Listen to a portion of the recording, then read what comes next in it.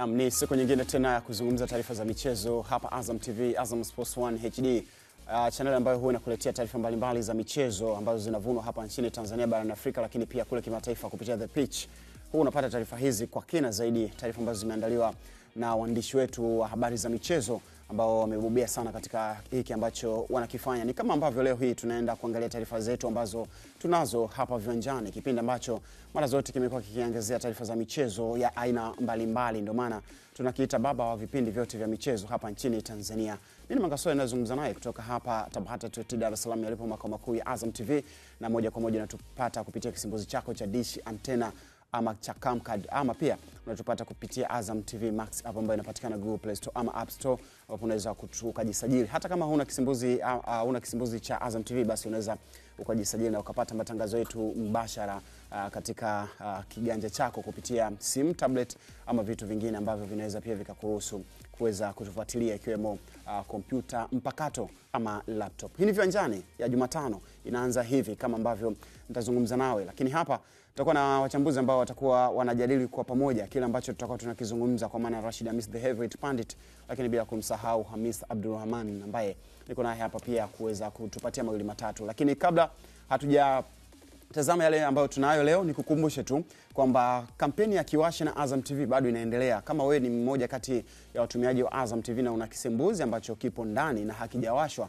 basi tunakwambia Kiwashe na Azam TV, tunakwambia usiache kisimbuzi chako kikiwa kimezima. Kama kina hitilafu, tupo kukusaidia. Kama hujalipia kifurushi, lipia sasa na uweze kufaidi burudani mbalimbali. Kiwashe pamoja na Azam TV utapata tamthilia mbalimbali kutoka Azam 1. Kuna tamthilia ya The Good Doctor, lakini Heartless kwenye channel ya Azam 2. Lakini pia Kiwashe na Azam TV uweze kupata Anmo, moja kati ya filamu ambayo ama tamthilia ambayo inafanya vizuri sana, lakini Evermore na sinema zetu.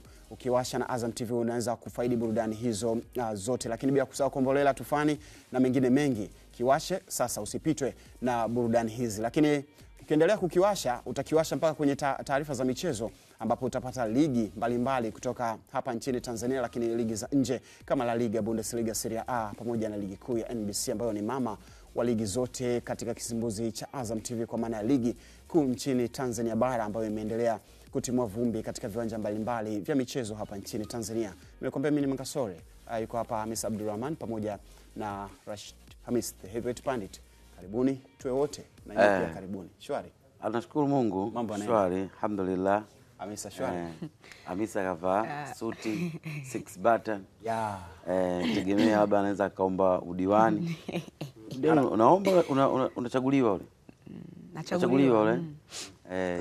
Kwanza unateuliwa kwenye chama chako, alafu nenda sasa kuchaguliwa. Kuomba udiwani. Hamisa, unaweza kuwa mkuu nilionayo. Kuteuliwa nitateuliwa, kuchaguliwa tusubiri. Utateuliwa Ile tamthilia na Mo bwana, nikamkumbuka Salama Ngale, kibinti kifupi. Kumbe inawezekana Inaitwa Anamo. Anmo. Yes. Yes. Hivi kati ya yule na Salama nani mrefu? Salama yupi? Salama Ngale. Ushaanza kulinganisha watu. Ndio. Kwa sababu wananisumbua sana. Salama. Hapana. Alafu kuna hadithi moja inasema watu wafupi waende peponi. Hamna. Ndio sasa utaki au? Hamna. Wewe unajua kuliko mimi ulama. Unajua ile walikata clip. Sasa jana kuna vingi viliendelea wakati hiyo tamthilia ambayo inaendelea pia kupitia kisimbuzi cha Azam TV, na unaweza ukaifuatilia hiyo tamthilia ambayo anakuambia Rashid Hamis Anmo kupitia channel ya Azam 2. Imekuwa kiruka na imekuwa pia kiburudisha, lakini pia imekuwa ikitoa elimu mbalimbali jinsi ambavyo watu wanaweza wakaishi. Unajua mimi ni mvivu sana kwenye ufuatiliaji wa tamthilia. Sana. Hamna, itakuwa wewe wenye familia yako unaeka. Hapana. Yaani ukikaa nyumbani pale na kuwa sio amani, mnaishi kwenye vita. Hapana. Dakika 2 ni mvivu sana kwenye ufuatiliaji wa tamthilia. Umerushwa vikombe visahani, sasa utakaa utangalia tamthilia kaka. Hapana. Tamthilia inataka utulivu. Umerudi nyumbani umetulia. Hizo kwa hiyo kama nyumbani kwako ni Baghdad, wewe utakiwa utangalia tamthilia. Kwa hiyo unazifuatilia zote? Wewe unazifuatilia zote? Tamthilia? Nasijua. Sema majina ndio weka. Mimi ila kuziona hivi anaziona. Sio kama wewe umemfaisha Salama Ngale. Ile binti. Sawa.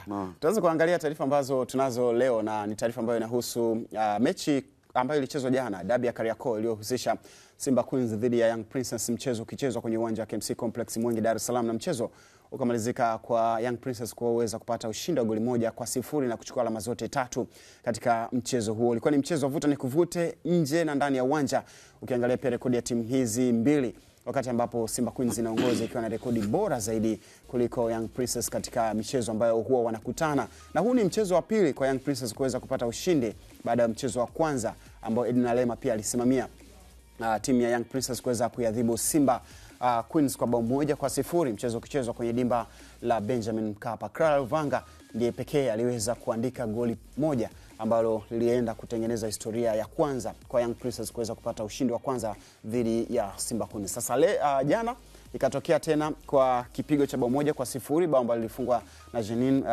Mukandayisenga, Mnyarwanda huyu ambaye amecheza kwa ligi kuu ya Rwanda, lakini baadaye Young Princess wakamuona kwamba anafaa kuweza kuja hapa nchini kucheza katika ligi kuu ya wanawake, lakini akitumikia wananchi Young Princess. Hamisa, kulikuwa na vitu vingi sana kwenye huu mchezo. Moja ni kurejea kwa Edna Lema ambaye amerejea Young Princess, lakini mbili ni matengenezo ama maboresho ya timu ambayo Yanga wenyewe wanaamini kwamba sasa Young Princess imeanza kutengenezwa upya kupitia kwa kocha Edna Lema. Lakini tatu ni maendeleo bora ambayo yapo kwenye kikosi cha Simba Queens kupitia ligi ya wanawake, jinsi ambavyo walicheza michezo 12 yote pasipo kupoteza mchezo hata mmoja, lakini jana umekuwa ni mchezo wa kwanza msimu 2024-25. Katika hivyo vitu takriban vitatu, kitu gani ambacho jana kimeenda kuleta upya tena katika hizo rekodi, lakini katika mipango ambayo ipo kwa Young Princess pia kwa Edna Lema? Ukitazama dabi ya jana, ilikuwa ni mechi ambayo at least ukiangalia unaona hii ni mechi ya dabi, kwamba hakuna ambaye ameingia uwanjani kinyonge sana, kwamba yeye ameamua muda wote apaki basi akipata mpira abutue arudi tena kuzuia. Hapana. Timu zote mbili ukiangalia, nikiutazama mchezo, ulikuwa ni mchezo ambao walimu wawili walikuwa wanashindana kimbinu. Na naweza nikasema Edna Lema amemshinda Yusuf Basigi pamoja na mwezie Mgosi kimbinu, kwa sababu jinsi ambavyo alihitaji timu yake icheze. Uzuri ni kwamba pamoja na kwamba Young Princess wameanza kuanza kuipata ile form, lakini bado klasi ya Simba iko pale. Kwa hiyo alichoingia nacho cha kwanza, kipindi cha kwanza, ni plani ya kuiheshimu Simba, akaamua kuiweka timu nyuma, akaamua kuingia na idadi kubwa ya wachezaji ambao wana kaliba ya uzuiaji. Lengo lake lilikuwa ni nini? Lengo lake lilikuwa kwa kile kipindi cha kwanza angalau waweze kuyaabsorb mashambulizi mengi ya Simba, alafu kipindi cha pili aje na plani nyingine. Ndio maana unaona kwenye upande wake wa kushoto alianza na Diana Antwi pamoja na Diana Mnari, ambao wale wote kiasilia ni mabeki. Lakini mmoja alikuwa Mnari alikuwa anacheza kama winga, Diana Antwi alikuwa anacheza kama beki. Lengo lilikuwa ni kwamba upande ule ndo huwa ni upande ambao ni msingi wa mashambulizi ya Simba, ambao mara nyingi anakuwa anacheza Elizabeth Wambui, ambaye imekuwa ni ngumu sana kuweza kumcontrol au imekuwa ni ngumu sana kuweza kumzuia. Na nafikiri mwalimu Edna Lema alijua kwamba inawezekana kwenye ule mchezo angeanza, ndio maana akamwekea watu wawili ambao watakuwa na mnyima situations za mmoja versus mmoja kwenye maeneo yale ya pembeni. Hiyo ilikuwa plani ya kwanza. Plani ya pili, kwenye eneo la katikati, jana akaanza Irene Kisisa kwenye lile eneo, akaanza Agnes Palangi kwenye lile eneo, akaanza na Akot, Lydia Akot. Wale wote bila mpira walikuwa wanashuka chini kabisa, wanakuwa compact sana kwenye lile eneo. Means kwamba Simba plani ya kutoa mipira ndani kwenda katikati kwa kina Vivian Aquino Corazon, alafu kwa sababu jana alianza na washambuliaji wawili, mwalimu wa Simba, kwamba tayari mipira ikinatoka pembeni inaingia ndani kwa kina Vivian Aquino Corazon, yeye ndo atakuwa anaamua pasi zinazokuwa zinapigwa ndani kutoka kwa strikers wake ambao walikuwa wanafanya movement karibu na movement nyuma ya wale defenders wa Young Africans, wa Young Princess. Kitu ambacho kilimsibu kimbinu mwalimu wa Simba ni kwamba kwenye mchezo wa jana, yes, plani yake naielewa, aliamua kuja na washambuliaji wawili, Aisha Mnuka pamoja na Gentrix Shikangwa. Kwa plani ile ikamlazimisha kuenda kumtumia eneo la pembeni Asha Jafari pamoja na Precious Christopher, ambaye Precious ni mzuri zaidi akicheza eneo la katikati. Kwa hiyo plan ilikuwa naielewa kwamba timu ikiwa ina mpira Precious Christopher atatoka pembeni, atakuja hapa ndani, ataongeza idadi ya washambuliaji, atakuwa karibu na hao strikers wawili plus Asha Jafari pia naye atakuja hapa katikati, kwa sababu ni kama alijua kabisa kwamba Yanga Princess plan yao ya kwanza itakuwa ni kwenye kuzuia. Sasa kwa situation ya namna ile plus Yanga walivyokuwa wanazuia eneo la katikati, ikawa ni ngumu kukabiliana nao kwa sababu si wanazuia ka eneo kadogo. Yani na maana kwamba hakuna ambaye alikuwa anatanua uwanja pembeni kuwalazimisha sasa hawa Yanga ambao wameamua kukabia chini wazuie eneo kubwa la uwanja. Kwa hiyo ikawa kila mipira ambayo inapigwa ndani wakina Akot pale wana intercept. Kwa hiyo plani ya pili sasa ikawa ni katika kupiga mipira mirefu. Swali fupi. Yes. Endapo Elizabeth Wambui angeanza kwenye ule mchezo kwa jinsi ambavyo alicheza baada ya kuingia kipindi cha pili, unaona kuna chochote ambacho kingebadilika? Kuna kitu ambacho kingebadilika, na si tu Elizabeth Wambui. Kwangu kwenye kile kikosi cha jana, na si tu umezungumza kuhusu Elizabeth kwanza, si tu kwanza, kuna mabadiliko ambayo aliyafanya. Kwangu nilikuwa niko na kina Rukaya jana, nikamwambia haya mabadiliko hayaendi kubadilisha chochote, na ndicho kilichotokea. Plani ni kuanza na washambuliaji wawili. Yani kilichokuwa kinawasibu si kufunga magoli kwa sababu chance hazitengenezwi. Mimi mipira hapa ndani haipiti. Kwangu sababu ambayo nilikuwa naiona ingefaa, aopti kumtoa mshambuliaji mmoja ambaye alikuwa Aisha Mnuka, ili Precious Christopher ambaye alikuwa anacheza pembeni kama winga atoke pembeni aje hapa ndani, kwa sababu yule ni mchezaji ambaye ni mzuri zaidi katika kupiga zile pasi fupi na ku-unlock defense ya timu pinzani. Kwa hiyo hata alipoingia Elizabeth Wambui ikawa ni rahisi sana kwa Diana Antu kukabiliana naye, kwa sababu plani ilikuwa ni kupiga mipira mirefu ambayo Yanga Princess mingi walikuwa wanakabiliana nayo. Kwa hiyo jana kiukweli ni mchezo ambao Simba wamefungwa, lakini hata wakienda uwanja wa mazoezi watasema yes, tumefungwa na timu ambayo iliweza kukabiliana na sisi kimbinu uwanjani na wakaweza kutufunga. Rashid Hamis, tulipata kusikia kile ambacho alikizungumza Yusuf Basigi, kocha wa Simba Queens, lakini pia Edna Lema na mwenye kile alichokizungumza. Wote wawili walizungumza vitu tofauti. Edna Lema akizungumza akionyesha kwamba alikuwa na matamanio ya kufanya kile ambacho aliaminiwa na uongozi wa Yanga wakamrejesha, lakini Basigi alizungumza kuhusiana na nafasi nyingi ambazo vijana wake walikosa katika ule mchezo. Na ni wazi Jenti Shikangu alikuwa na nafasi nzuri, wengi sana walikuwa kijaribu kupiga, lakini pia ubora hata wa kipa wa Young Princess ulienda kuleta utofauti katika eneo la scoreboard. Unaona kila kocha alifanya homework yake vizuri? Hapana, Yusuf alifeli. Alifeli. Alifeli, complete alifeli. Na mahala ambapo alifeli ni hapo kwa yule winga pembeni Elizabeth, yes. Pale ndo alipofeli. Kwa sababu Edina wakati anapiga mahesabu ya upande huu wa kushoto kumwanzisha Diana Antwi na Mnali juu yake, lengo ilikuwa ni kutengeneza mazingira bora ya Simba kuto kufika kwenye eneo ambalo Simba wataanza build up. Si ndio? Lakini angalia eneo ambalo alikuwa anacheza Diana Mnali, eneo la juu ambalo alikuwa anakabiliana na Fatma Densa. Si ndio? Mnali aliwini nini kwa mpira wa Fatma kwa Densa? Hakuwini mpira hata mmoja. Hakufanikiwa mpira hata mmoja. Si ndio? Manake kama kufanikiwa mpira hata mmoja means kwa uwepo wa winga wake ungeweza kumsaidia zaidi, kwa sababu kama Mnali alikuwa anakuja mara kadhaa kuja kudisturb ile comfortability ya Fatma Densa, manake kama angekuepo winga wake Mnali asingekuwa anafika eneo lile. Unanielewa sijui? Manake wale wamewekwa kimkakati kwamba nyinyi, kwa sababu yule winga ana mbio sana na ana nguvu, si ndio? Ndio kisa cha kumwekea watu wawili kwa wakati huu mmoja. Unajua Diana Antwi sio technician, unaelewa? Ila Mnali technician. Sasa Antwi yeye kazi yake ni kuweka mali, toa nje, weka heda, toa kule, yani ana mambo mengi. Ila Mnali unaweza kumpa mali akatuliza, akataka kufanya vitu vingi kwa wakati mmoja. Wao kuanza wawili kwenye eneo moja ambalo linafanana na kimajukumu ilikuwa ni kudhibiti mashambulizi ya Simba kutokea eneo lile. Na kitendo cha yule kutokuwepo, manake Corazon angepata relief, kwa sababu wale mtu ambaye alikuwa anamfikiria kwamba ni threat kwao alikuwepo kiwanjani, angekuwepo kiwanjani. Kwa hiyo manake ile tension ya mechi ambayo walikuja nayo wasikefika kwenye maeneo kirahisi. Sio, unaelewa? Manake kina Coras wangetengeneza hizo nafasi. Muangalie Precious kipindi cha kwanza ni kama alikuwa anazurura. Japo mechi yote ilikuwa Simba wameichukua kiwango fulani, lakini alikuwa anazurura. Kashika mpira mara ngapi? I'm not sure kama Precious kagusa hata mpira mara 5 kwenye first half. Lakini ni mchezaji mmoja kati ya wachezaji hatari. Sio, unaelewa?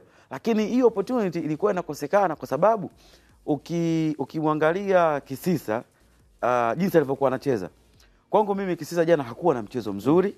Sio, unaelewa? Kwa sababu mara nyingi alikuwa yuko so deep, alafu alikuwa anatumia, yani ukitaka kujua mwalimu wa Simba alifeli mara padogo sana, angegundua haraka sana kwamba Yanga wamekuja kudefend hii mechi.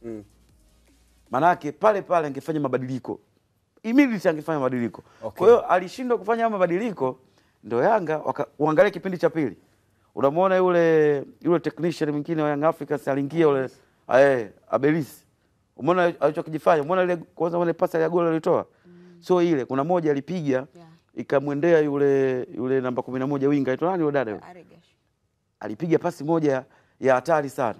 Yaani kama yeye ndo alienda kubadilisha kila kitu kwenye lile eneo la midfield.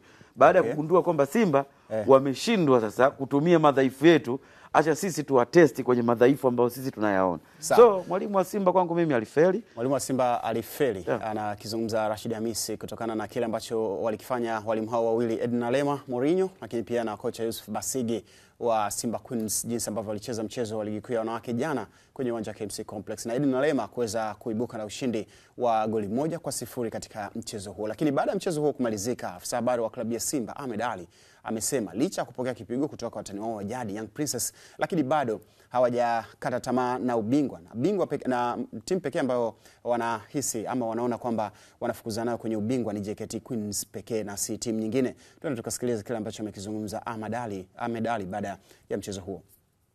Kupoteza mbele ya Young Princess maana yake tunampa nafasi JKT Tanzania kusogea mbele yetu kwa pointi 1, kwa sababu kabla mechi ya leo tulikuwa tunaongoza ligi tukiwa tumempita JKT. Huyu Young Princess hatakuwa na shida naye kwa sababu tumemwacha alama 10.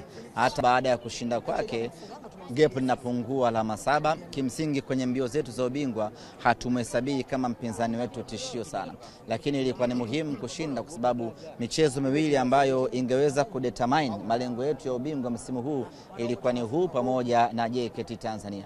Kwa hiyo tumepoteza mchezo huu, maana yake ni kwamba sasa tunageukia mchezo dhidi ya JKT Tanzania. Hiyo inakuwa ni finali yetu, twende tukapambane tuchukue ushindi mbele ya JKT. Tumepoteza mbele ya Young Princess, lakini lawama tunaweza tukajilaumu wenyewe. Hasa kipindi cha kwanza tuliweza kutawala mchezo, tuliweza kupeleka mashambulizi mengi upande wa mpinzani wetu. Ukiangalia upande wetu golikipa alikuwa amepumzika kwa muda mrefu. Muda wote wa kipindi cha kwanza mashambulizi yalikuwa tunaelekeza langoni kwa mpinzani wetu, lakini kukosa umakini kwenye eneo la umaliziaji likapelekea kipindi cha kwanza mechi ikaenda bila, na kipindi cha pili nafasi pekee moja ambayo waliipata wakaweza kuandika bao. Bado tulikuwa na nafasi zaidi ya kurejesha na hata kuongeza kwa aina ya nafasi ambazo tumetengeneza na tumezikosa. Yote kwa yote hii tumeipoteza, tunaachana nayo, tunaangalia mechi inayokuja, twende tukapambane tuchukue alama 3. Naam, huyo ni Ahmed Ali, afisa habari wa klabu ya Simba akizungumza baada ya mchezo kumalizika kati ya Simba Queens dhidi ya Young Princess, mchezo ambao ulichezwa jana, lakini akisema kwamba licha kipigo wenyewe bado hawajakomolewa na chochote. Ingekuwa ni tarabu angesema ile tarabu. Kwa hiyo jana komoa, si ndio? Mambo bado yanamnyokea. Yana mwanga sorry. Si ndio ingekuwa hivyo? Wako hiyo sentence ya mwisho. Yani anasema sawa umetupiga. Lakini sisi bado of course hamna chochote ambacho ni kweli kwa sababu hawamuoni na ndio walisia. Ndio kwenye tarabu umeenda. Kwa hiyo hujanikomoa. Si ndio inaimba hivyo au? Huyo nyimbo hujanikomoa afu ufanyaje? Si mambo yangu yananinyokea. Si nini. Yani angeiweka kwenye nani? Yani anakufunga, lakini unaona kwamba ila Mangasore bado atamtegemea Yanga Princess. Yeah. Watamtegemea kwa sababu anachokifanya Yanga Princess msimu huu ni kama ambacho anakifanya Azam kwenye ligi ya wanaume. Kwamba sasa hivi Simba wanamtegemea Azam akamshike Yanga shati kwenye mechi yake. Na ndivyo ambavyo kwa sababu JKT na Young Princess wana mchezo. JKT akishinda mchezo dhidi ya Mashujaa atakuwa juu kwa Simba kwa alama moja. It means kwamba atamtegemea tena Yanga Princess atakapokutana na JKT na mechi itachezwa Meja General amshike shati ili angalau yeye aweze akikutana naye kwenye mechi ya pili wamalizane. Amempiga magoli 3-0 Samia Women's Super Cup Arusha. Na ndicho hicho ambacho nakisema kwamba Simba bado atamtegemea tena Yanga angalau aweze kumshika shati ampunguze. Mzuri? Ilifungwa.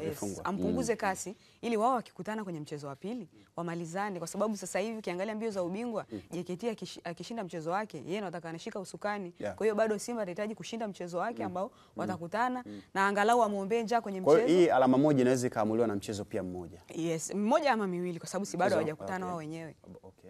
Kwa hiyo bado gumu. Sasa wakati Ahmed Ally akizungumza hayo kwamba wenyewe wanaomuona ni mpinzani wao mkubwa katika mbio za ubingwa wa ligi kuu ya wanawake ni JKT Queens, na tunaenda kuungana pia na afisa habari wa JKT na msemaji wa timu zote za JKT kwa maana ya Masau Bwire, ambapo yeye amesema ambapo vita kuongoza msimamo wa ligi kuu ya wanawake itaanza upya wakati ambapo JKT watakapopapatuana na Mashujaa kwenye mchezo wa ligi kuu ya wanawake. Ushindi wa aina yote utawapeleka kileleni, na matokeo tofauti na hayo Simba Queens wataendelea kupeta kwenye msimamo wa ligi kuu ya wanawake. Afisa habari wa klabu ya JKT Queens Masau Bwire amethibitisha kuwa kikosi chao kimejiandaa vyema kwa ajili ya mchezo huo na kipo tayari kushuka kwenye uwanja wa nyumbani wa Meja Jenerali Samuhyo Mbweni JKT Dar es Salaam. Twende tukasikiliza anachokizungumza Masau Bwire. Tuna mchezo mgumu, mchezo wa ushindani, mchezo ambao wasiojua wanadhani ni kazi nyepesi kwa upande wetu sisi sote, nikimaanisha JKT Queens na Mashujaa Queens. Hizi timu zinapokutana huwa ni mchezo mgumu na mzito sana. Ushindani, tensheni huwa kwa hakika vinatawala huu mchezo. Lakini sisi kwa sababu ni wakubwa, lengo letu ni kuonesha kwamba mkubwa ni mkubwa tu. Mashujaa wamekuwepo wakati tayari JKT Queens ni wazoefu na wameshiriki mashindano tofauti ndani na nje ya nchi.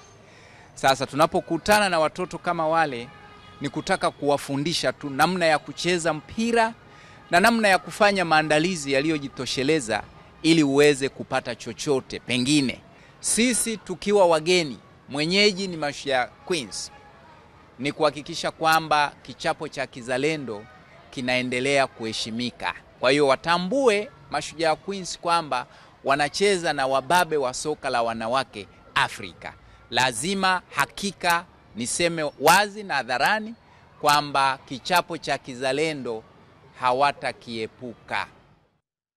Naam, huyu ni Masau Bwire, afisa habari wa klabu za JKT Tanzania, akizungumza maandalizi ambayo JKT Queens inayofanya kabla ya kukabiliana na Mashujaa Queens kutoka kule Kigoma. Kumbuka timu zote hizi mbili zinatoka kwenye taasisi za ama vyombo vya ulinzi na usalama hapa nchini Tanzania na wanaenda kucheza kwenye uwanja wa Meja Jenerali Samuhyo. Ni moja kati ya mechi ambayo pia itaweza kuamua hatima ya JKT Queens. Je, itapanda kileleni na kuongoza kwa tofauti alama moja dhidi ya Simba Queens ambao jana wamepoteza mchezo dhidi ya Young Princess katika ligi kuu ya wanawake hapa nchini Tanzania. Sasa tutakuwa tunaangalia pia mwenendo huo kadri siku ambavyo zinazidi kwenda, na viwanjani itakuwa pia kikupatia kila ambacho kinaendelea kwenye ligi kuu ya wanawake. Ni ligi ambayo pia umekuwa ukishuhudia kupitia Azam TV kama ambavyo tumekuambia kwamba endelea kukiwasha. Unakiwasha nini?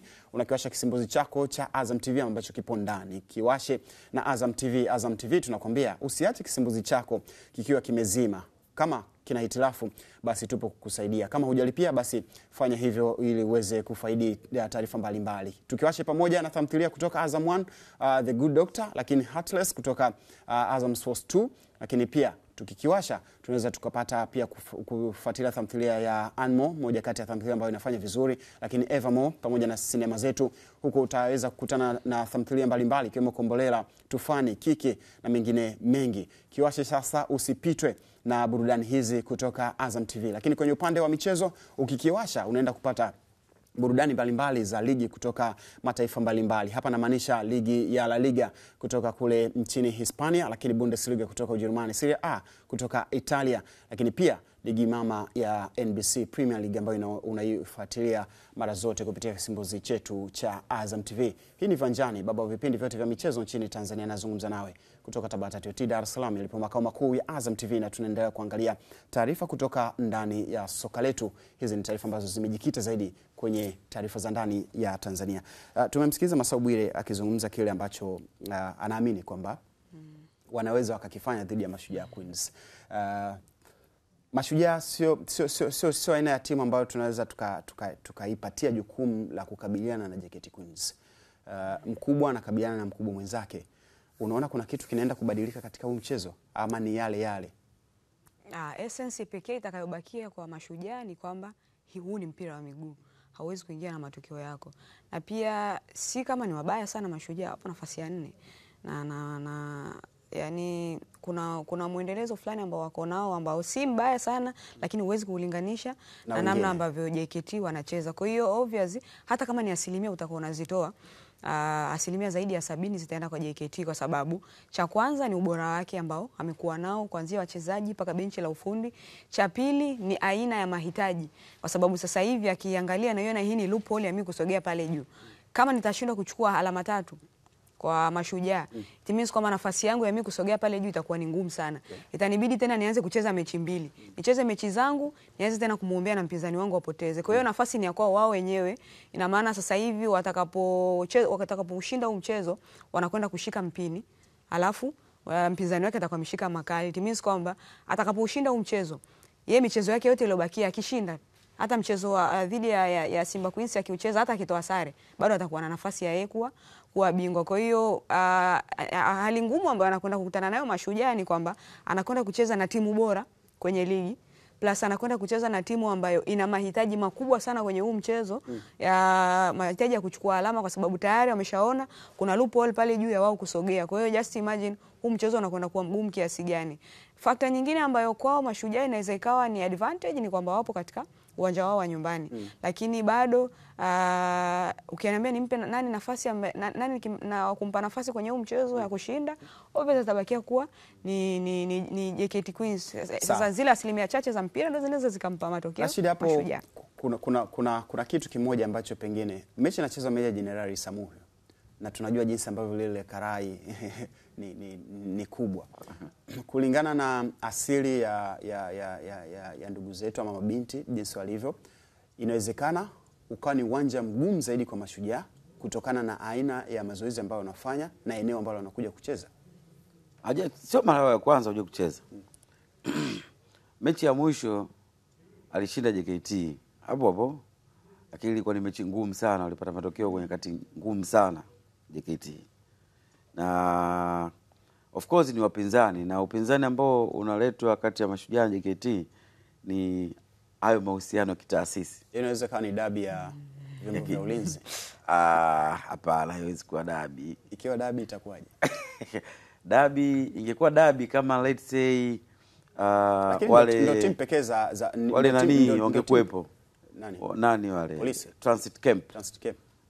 Kama wale wangekuwa na timu wale, nafikiri ingekuwa ni dabi sakati Transit Camp na JKT. Umeona? Lakini wote wapo kwenye taasisi za ulinzi na usalama. Kwa nini sio dabi? Sasa huyu mmoja anakaa Kigoma kaka. Kwani Kigoma inazuia nini? Kigoma wewe ushaona kuna dabi hivyo?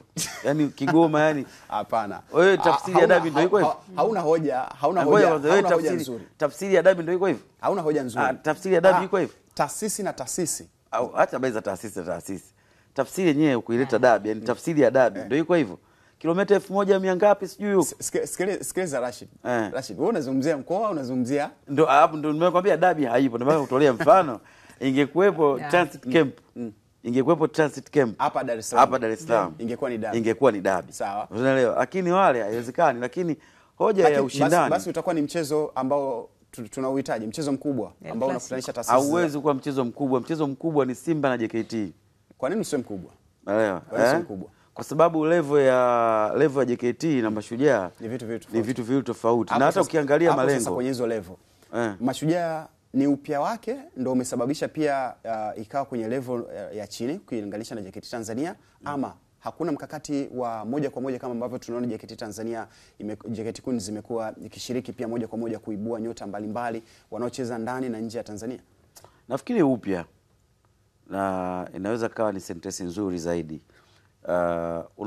JKT, unajua JKT kwanza, hata JKT jinsi ilivyoanzishwa ni sijui niseme ni kompania, sijui ni sehemu ya jeshi ambayo imefocus zaidi kunyanyua vipawa, ndio maana jeshi jenga vipawa vya wazawa, sio, unaelewa, kwenye kila eneo, sio, unaelewa. Kwa hiyo hao wameanza muda mrefu. Kwa hiyo JKT hapa walipo sio kwa bahati mbaya, ila Mashujaa wao hapa walipo wapo kwa sababu ya mujibu wa kanuni, sio, unaelewa, yani wapo kwa mujibu wa kanuni, na ndio maana huwezi kuona transit camp.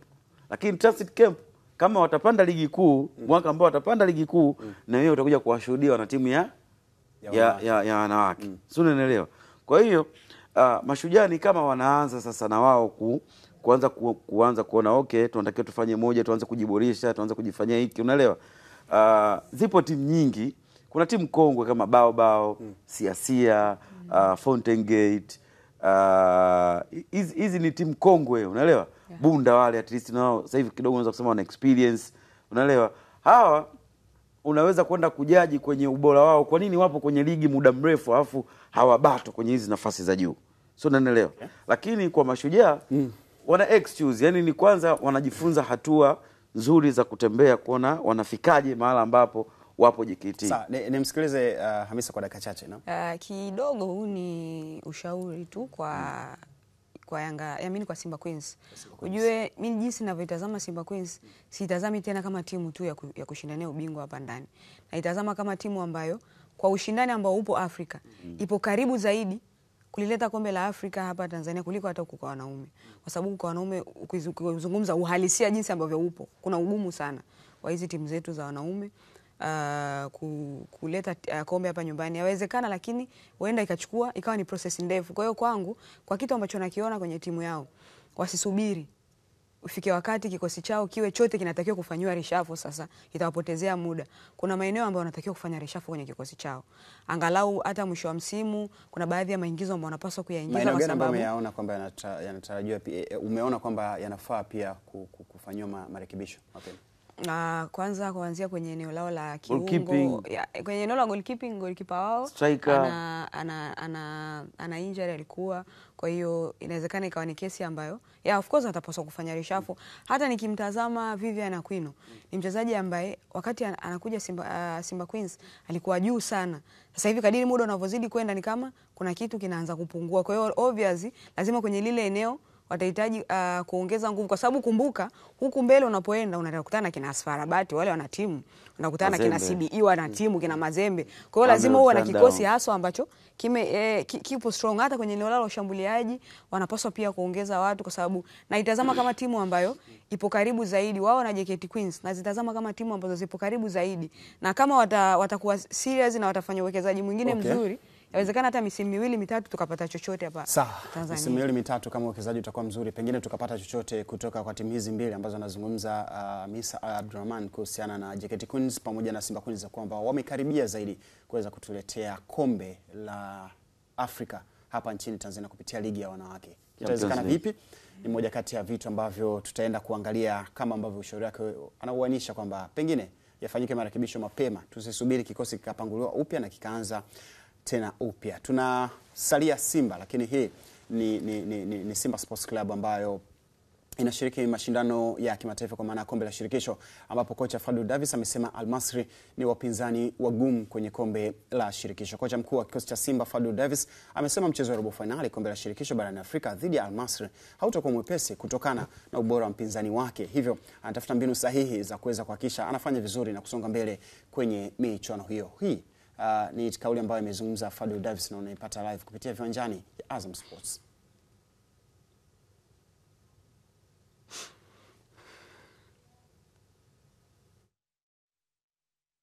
Michuano ya CAF imetufanya kuwa imara. Kwenye robo finali tunakutana na Al Masry. Bila shaka Al Masry ni timu bora ambayo tunaenda kukutana nayo. Al Ahli Tripoli unaweza kusema ipo chini ya Al Masry. Al Masry ni timu bora ndani ya ligi kuu ya Misri. Ipo ndani ya timu 4, kwa hiyo itaenda kutupa matatizo mengi tukiwa na mpira au bila mpira. Hivyo tunatakiwa kuinua kiwango chetu zaidi, hasa tunapocheza kwenye uwanja wa ugenini. Tunatakiwa kufunga goli kwa sababu goli la ugenini ni muhimu sana kwenye mashindano haya.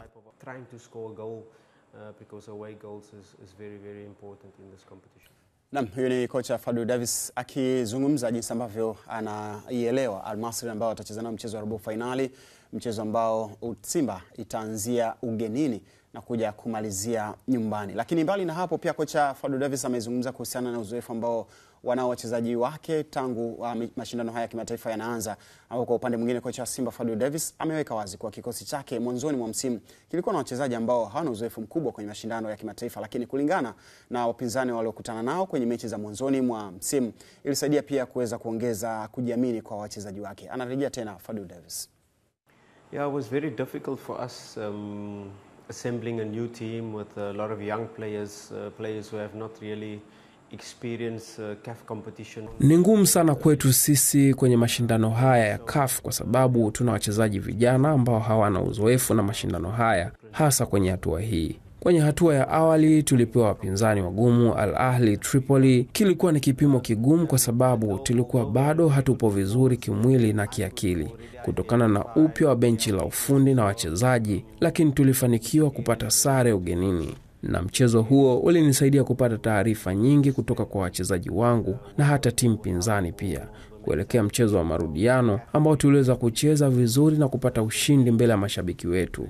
Mchezo dhidi ya Al Ahli Tripoli ulitusaidia sana kuwajenga wachezaji wangu na kutambua aina wapinzani tutakaokutana nao kwenye mashindano ya CAF, kwa sababu hata tulivyoingia hatua ya makundi tulikutana na wapinzani wagumu pia. Kwa hiyo michezo hii yote ilifanya timu yangu kuendelea kuwa bora siku hadi siku. Pia kumaliza juu ya msimamo wa kundi ni moja ya mafanikio kutokana na uchanga wa kikosi changu na aina wapinzani wetu. Qualifying top of the group was a huge achievement for normally for Simba Sports Club it's a normal achievement, but for our group, for the context of a new team, young players.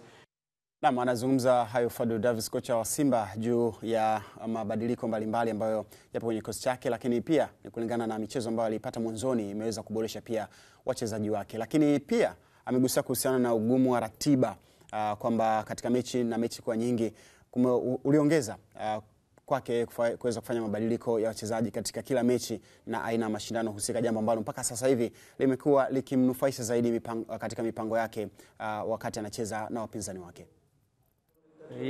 Yes, of course.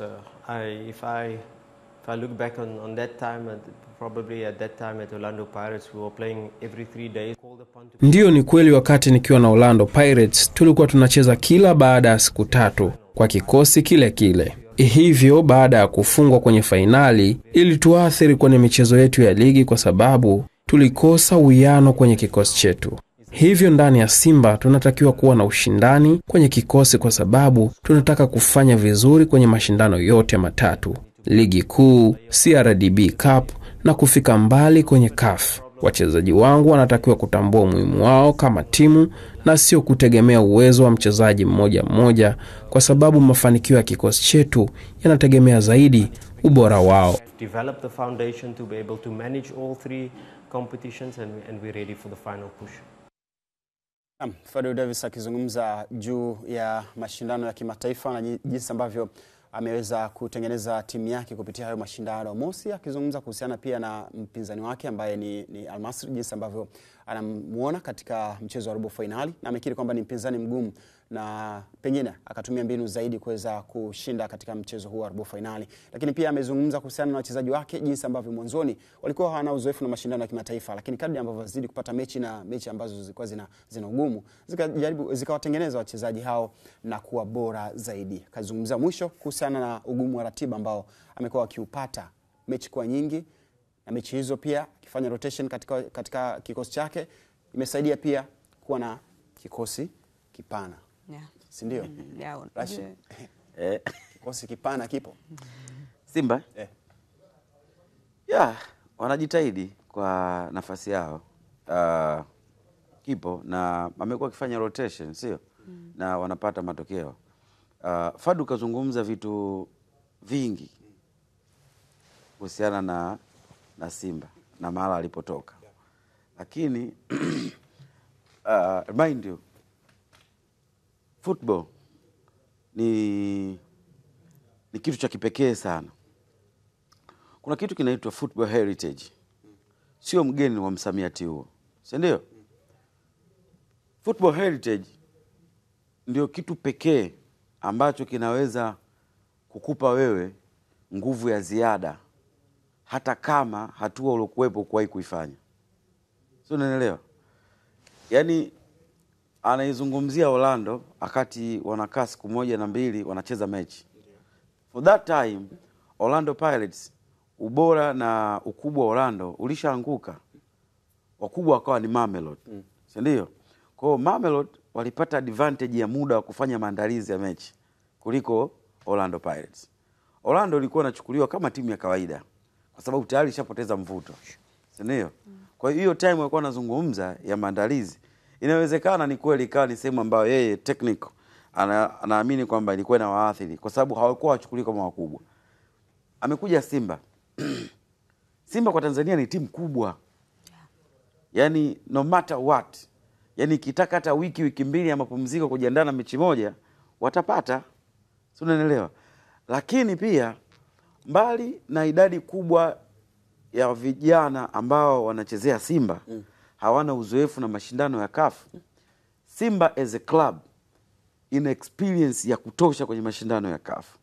Kwa hiyo historia ya klabu ya Simba inawafanya wale wachezaji ambao hawajawahi kucheza kwenye klabu ya Simba kuwa sehemu ya ujasiri na historia ya klabu ya Simba.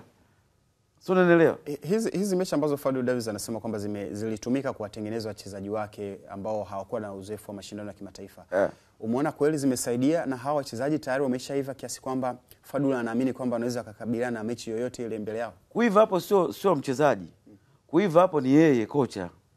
Ni mbinu. Yaani umeona Simba wanaenda kuikabili Al Masry.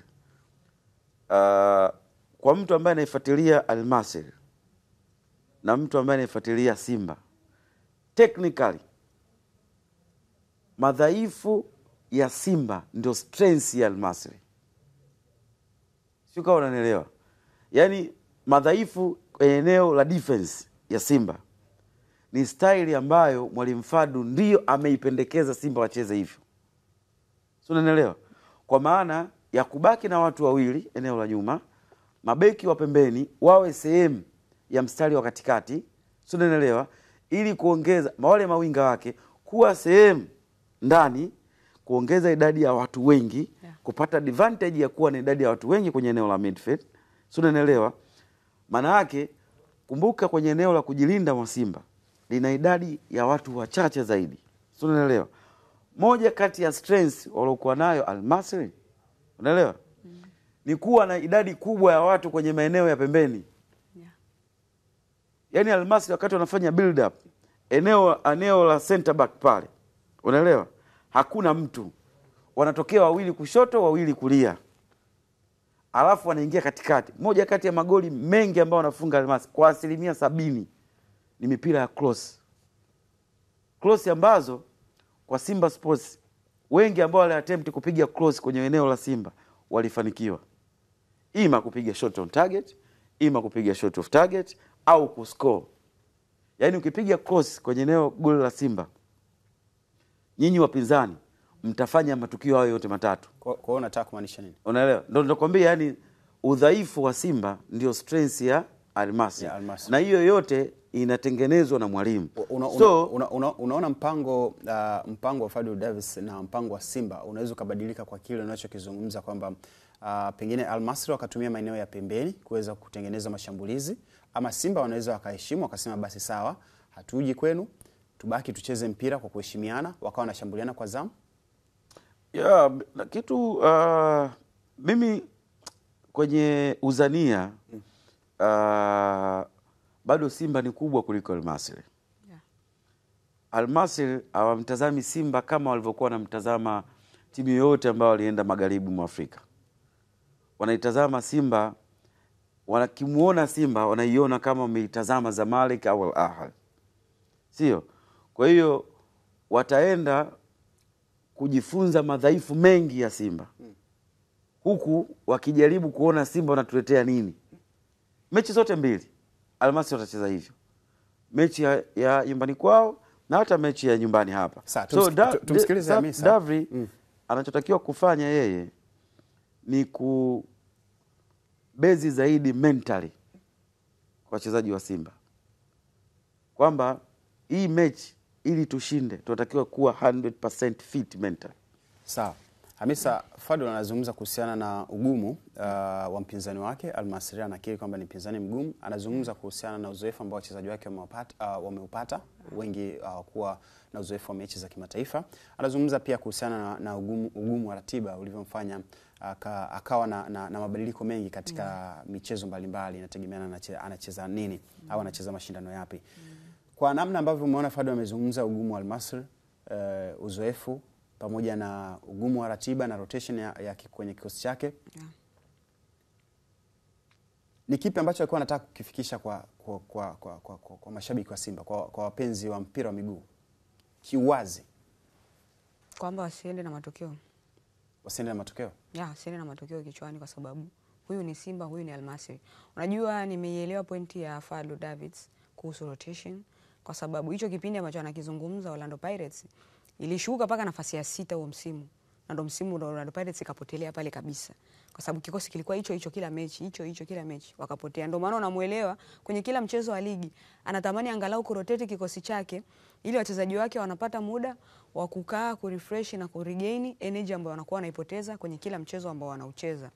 Hiyo ni pointi ya kwanza, namuelewa na ni kitu kizuri, kwa sababu kama ameweza kufanya rotation na hakuna mabadiliko yoyote ambayo yanaonekana au tofauti mkubwa sana unaonekana baina ya wanaoanza na ambao wanakaa benchi, inamitimiza kwamba huyu mwalimu tactically yuko vizuri. Kuna kitu ambacho anakijenga ili angalau kupunguza utofauti mkubwa sana wa kiufundi ambao wachezaji wake wako nao. Pointi ya pili ni ugumu wa Al-Masry. Ipo hivi Mangasore, ukijaribu kufuatilia timu nyingi kwenye Confederation, kila msimu utakuta kuna timu mpya zinaingia kila msimu, kwa sababu hizi timu huwa ni mara chache sana zinafanikiwa kuingia katika nafasi kwenye competition. Ndio maana msimu huu msimu jana sisi tulikuwa tuna Coastal Union. Sasa hivi yuko wapi? Bravo. Safari kuna Bravo. Tena huyu Bravo akumaliza juu. Yaani Bravo kwenye ile FA yao ya Angola alimaliza kama mshindi wa pili. Kwa hiyo Petro Atletico yeye akaenda kwa sababu ni bingwa, yeye akapata nafasi. Muangalie Bravo sasa hivi yuko wapi? Al-Masry msimu jana anamaliza juu pale, lakini muangalie msimu huu ame-maintain na anampa challenge sana Zamalek. Zamalek yuko pale chini anamwazia Al-Masry.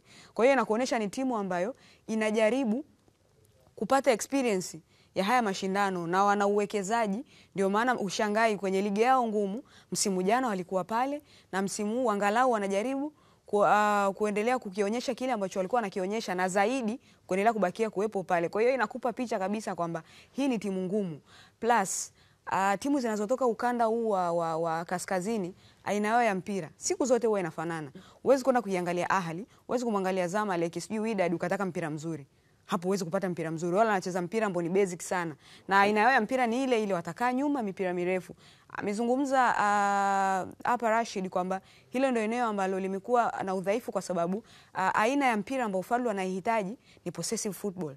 Timu yake ikae na mpira, timu yake possess. Kwa hiyo atakuwa na uwezo gani wa kumchallenge au wa kujibu maswali atakayoulizwa na Al-Masry pale ambapo timu yake itakuwa inapoteza mpira. Lakini pia Al-Masry watakuwa na maswali ya kujibu kwamba mnakaa hapo nyuma, mtaweza vipi kuyazuia mashambulizi ya Simba. Kwa hiyo kwangu namuelewa. Tuliache hilo la Simba ambalo wanajiandaa na mchezo wa robo finali ya kombe la shirikisho barani Afrika.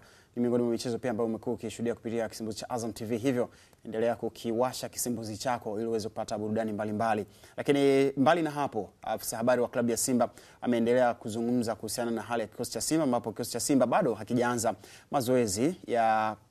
mazoezi ama maandalizi ya mchezo wake wa robo finali kombe la shirikisho Afrika, kutokana na baadhi ya wachezaji wake kuitwa kwenye timu za taifa zinazojiandaa na kupata tiketi ya kufuzu kombe la dunia 2026. Meneja wa habari na mawasiliano wa klabu ya Simba Ahmed Ali amesema matarajio yao ni kuanza maandalizi baada ya kucheza mechi yao yao ijayo ya kombe la shirikisho la CRDB Bank. Wakimaliza hiyo mechi, basi wanaanza maandalizi moja kwa moja kucheza mchezo wa robo finali dhidi ya Al Masry. Lakini tutoke hapo kwa Simba na tuelekee kule Tanga ambapo Taifa Stars imeendelea na maandalizi. Kikosi cha Taifa Stars kimeendelea na maandalizi kambini mkoani Tanga ambapo kocha wa kikosi hicho Ahmed Ali, kocha wa kikosi hicho Mohamed Suleiman Morocco amesema wanafahamu vyema wapinzani wao, yani timu ya taifa ya Morocco, na watakaocheza nayo Machi 26 mwaka huu kwenye mchezo wa kufuzu kombe la dunia. Hapo ndipo ambapo amezungumzia Ahmed Ali kuhusiana na wachezaji wa Simba ambao wapo kwenye vikosi vya timu mbalimbali za taifa ambavyo wameitwa kwenda kutumikia ama kusaka tiketi ya kucheza kombe la dunia 2026. Tuanze kwanza na Ahmed Ali kile ambacho amekizungumza, alafu tuje tuone timu ya taifa ya Tanzania nini ambacho inakifanya kule Tanga. Maandalizi hatujaanza. Kwa sasa wachezaji wameruhusiwa, wako ambao wameenda mapumziko na wengine wameenda kwenye majukumu ya timu zao za taifa, timu za taifa za Tanzania, Guinea, Uganda, kila mmoja amesambaa kwenda kuipigania taifa lake. Tunategemea wiki ijayo turejee tena katika uwanja wa mazoezi ambapo tutaanza mazoezi kujiandaa na mechi ya kombe la shirikisho la CRDB, mchezo ambao utapigwa tarehe 27 mwezi huu wa 3 dhidi ya Bigman. Baada hapo tunataraji kuondoka muda wote kuanzia tarehe 28 ama 29 ama 30 kwa ajili ya kuelekea Misri kwenda kuwafuata wapinzani wetu Al Masry kwenye hatua ya robo finali ya kombe la shirikisho Afrika. Ni katika uwanja wa CCM Mkwakwani hapa jijini Tanga ambapo kikosi cha Taifa Stars chini ya kocha wake Hemedi Morocco kinajifua kuelekea mchezo wake dhidi ya Morocco. Kwanza tunamshukuru Mwenyezi Mungu, nafikiri tupo Mkwakwani hapa, pichi nzuri, atmosphere nzuri. Tumeanza mazoezi jana, tumekuwa kwenye kituo, lakini leo tumebadilisha, tumekuja hapa. Tumepata real grass, mwamko wa wachezaji mzuri. Naona wachezaji wanajaribu kuadapt kila ambacho tunajaribu kutrain. Of course kuna wachezaji bado tunasubiri wasili, lakini wale ambao wamekuwa hapo hapa naona kila mmoja ana interest ya kutaka kuonekana anafanya vizuri. Tumeanza vizuri shortly na naamini kwamba kwa hii area ambayo ipo hapa tuna matarajio makubwa kufanya kitu kizuri katika mechi yetu ambayo inafuata. Of course tunajua tunaenda kukutana na timu ngumu, lakini bahati nzuri tushakutana nayo mara nyingi. Kwa hivyo nafikiri tumekuwa na uzoefu kiasi fulani wa kucheza na wao, lakini jambo linalofurahisha kwamba timu yetu ina progress kila baada ya mechi. Unaona tunazidi kwa, nafikiri wachezaji wetu sasa wamekuwa wanajiamini kwa kucheza mechi ngumu. Haitakuwa rahisi, lakini nafikiri tulikuwa na mipango madhubuti, tunaenda kupambana nao na naamini kwamba kwa sasa tuko vizuri, tunaweza tukapata matokeo. Kocha Morocco pia amewataka Watanzania kuzidi kuiombea dua timu yao ili iweze kufanya vizuri katika michuano hiyo ya kufuzu kombe la dunia. Mimi naamini wanatusupport vizuri na waendelee kutusupport kama ambavyo wamefanya mechi zilizopita. Wanatupa nguvu na nafikiri wametuamini kwa hilo, na sisi tunahitaji kujiaminisha. Tutaenda kupambana kadri ya uwezo wetu kuhakikisha kwamba wanapata Tanzania kile ambacho wana deserve kupata au wanahitaji kupata. Kutoka Tanga, Mariam Shedafa, Azam Sports.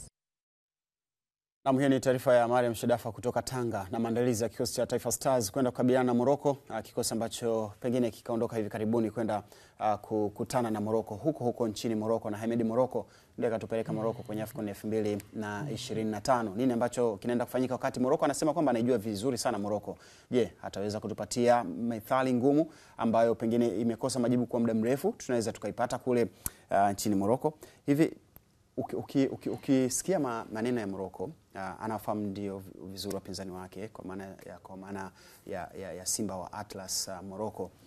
Kila ambacho anakiainisha na kikosi alichonacho, anaona kabisa kwamba kinaweza kwenda kwenye battle. Kujua jambo moja, kutekeleza unachokijua ni jambo la pili. Sio, unaelewa? Ndio ugumu wa kazi ya ukocha. Kujua ni jambo moja. Kujua anajua. Kutekeleza kile ambacho unakijua ndio jambo ambalo huwa makocha wengi wanafeli. Meki kwenye press conference alikuwa anajua Simba ni bora, na akanajua ubora wa Simba uko wapi. na akaongea na wachezaji wake kabisa. Dakika 90 kala ngapi? 6. Kala 6. Alijua. Unaelewa? Kwa Morocco anajua kwamba Morocco ni bora Afrika. Sasa kujua madhaifu ya Morocco, hilo ni jambo moja. Kuyatekeleza na kunufaika na hayo madhaifu ya Morocco, jambo la pili. Hapo ndipo ndo kuna heka. Sasa hapo ndo inapokuja ubora wa watu uliokuwa nao. Umeelewa? Je, una uwezo wa kwenda kuwaonyesha kwamba haya ni madhaifu ambayo nyinyi mnayo, kwamba sisi tunaweza tukatumia madhaifu yenu kunufaika nayo? Hapo ndipo heka ilipo. Heka iko hapo.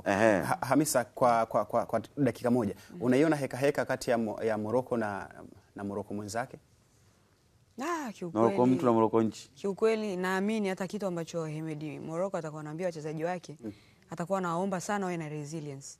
Resilience ni ile au tunaita endurance kitemu ya mpira, kuweza kuvumilia, kwa sababu una uhakika kabisa kwenye ardhi ya Morocco utashambuliwa sana. Yaani kama ni golikipa atafanya save. Unajua huu ni uhalisia. Nimejaribu kuwatazama Morocco kwenye performance ambayo walikuwa nayo kwenye AFCON, na sasa hivi jinsi wanavyocheza kwenye hii michezo hapa ya kufuzu AFCON walivyocheza na hii michezo ya kufuzu World Cup, kuna utofauti mkubwa, alafu kuna mabadiliko mengine kwenye kikosi chao. Wapi wanakuwa ni aggressive zaidi? Au Morocco kwenye eneo lao la ushambuliaji wako very aggressive, na si tu Morocco versus Tanzania. Kwangu ninavyoiona Morocco, naiona ni timu ambayo ina safu hatari sana ya ushambuliaji. Yaani ukiniambia nitaje timu za taifa 3 hapa Afrika zenye safu hatari ya ushambuliaji, Morocco yuko pale. Yaani unaenda tena yuko kwanza. Kwa sababu unaenda kukabiliana na Morocco ambayo ina Brahim Diaz. Huyu Brahim Diaz hapati nafasi Real Madrid, lakini muangalie toka alipoamua kujiunga na timu ya taifa ya Morocco, ni amekuwa star wa timu. Yaani yeye ndo anaamua kila move ya offensive move ya Morocco kwenye eneo la ushambuliaji. Kwenye ile eneo anakutana na Yusuf na Ayubu El Kabi. Kwenye ile eneo anakutana na Abdisamad Ezazuri, sio akina Zedine Unahi. Yaani hao ni aina ya wachezaji ambao kwanza technically they are good. Okay. Wako vizuri sana mpira mguuni. Kwa hiyo ukiambiwa andika insha isiyozidi maneno 10 kuhusiana na huu mchezo, utaandika nini? Insha isiyozidi maneno 10. Na mchezo ni mgumu kiukweli. Morocco ni timu inayotisha. Morocco anaijua Morocco.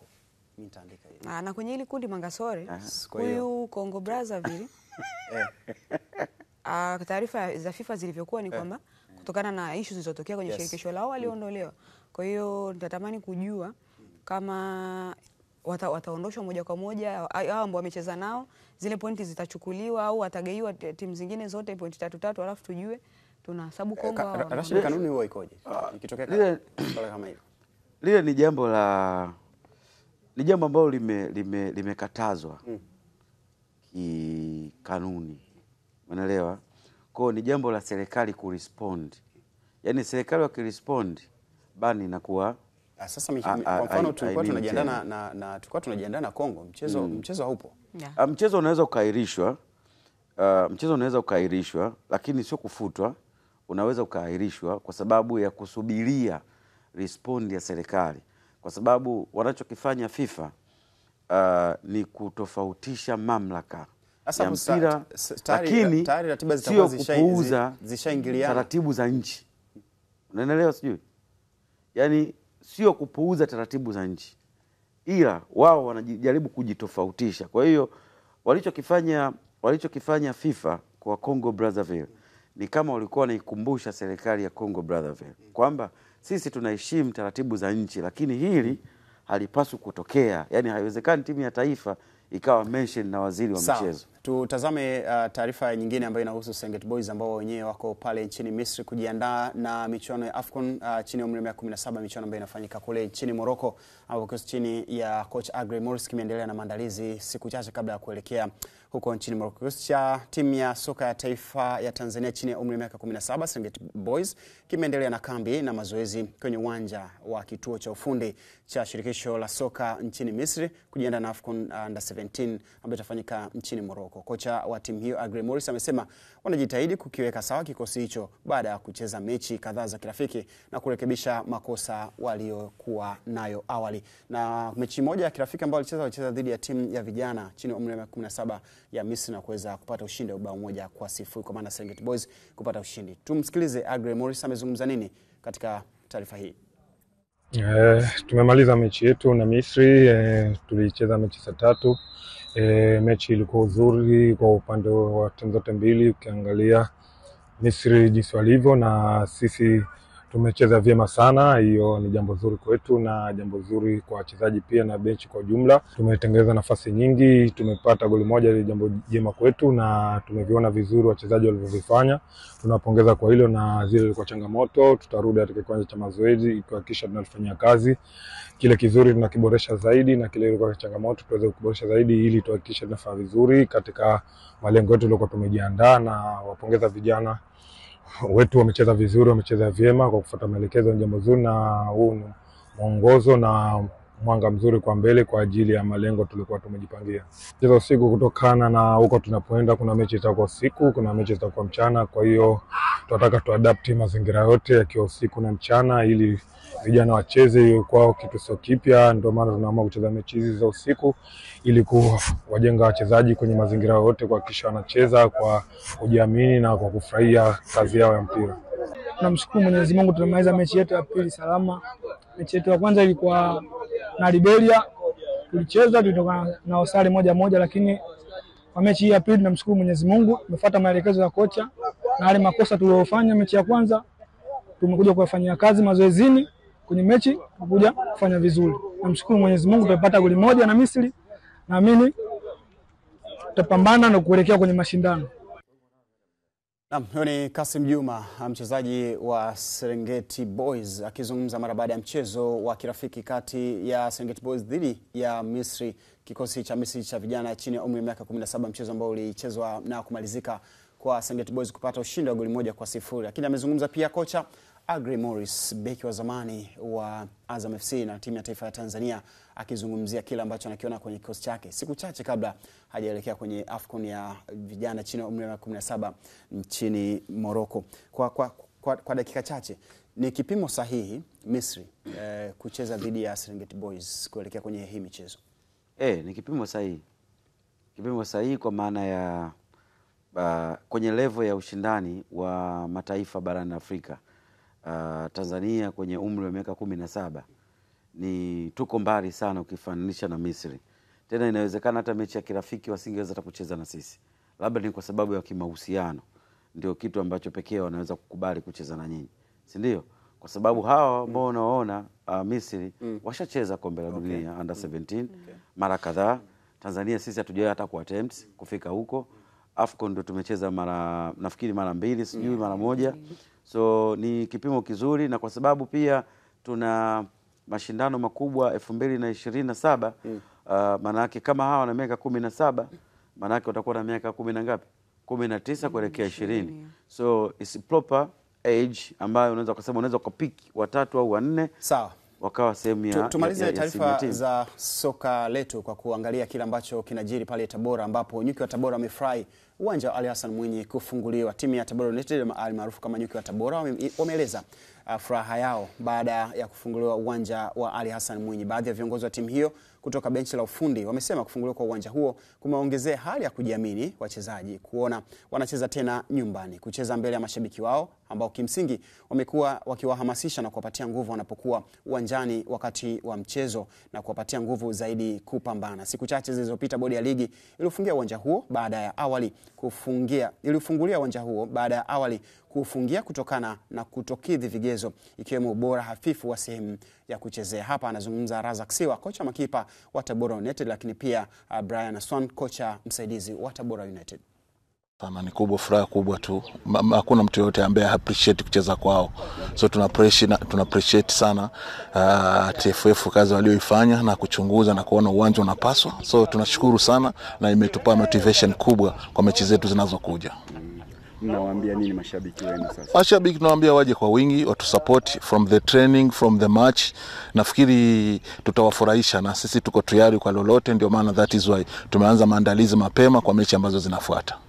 Mafans wanataka kuja kuona timu yao ikicheza. So I think this season we've been able to show the fans the reason why they're supposed to support us. So it's just for them to also, we thank the federation for giving us that chance. I think the club did all the best they could to make sure kiwanja iko sawa na inasaidia kwa sababu the fans will watch Kagera match, will watch Yanga match, will watch KMC match in a good field.